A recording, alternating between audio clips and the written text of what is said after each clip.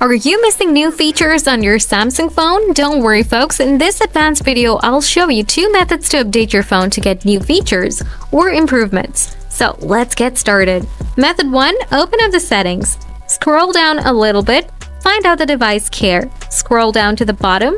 Here you will find the software update option. Tap on it. Before that, make sure to enable mobile data or Wi-Fi. Your phone charge should be above 50%. After that, tap on download and install. Then it will start to download automatically. Besides this, you can do one more thing. Go back to the device care page. Then tap on the 3 dots icon from the top right corner. Now tap settings. Next, tap on about device care.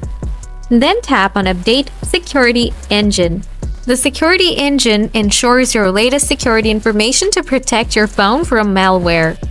So, update your phone's security by tapping Update Security Engine from the below. Method 2. Go to Settings again. Scroll down to the bottom. Here, you will find the Software Update option once again.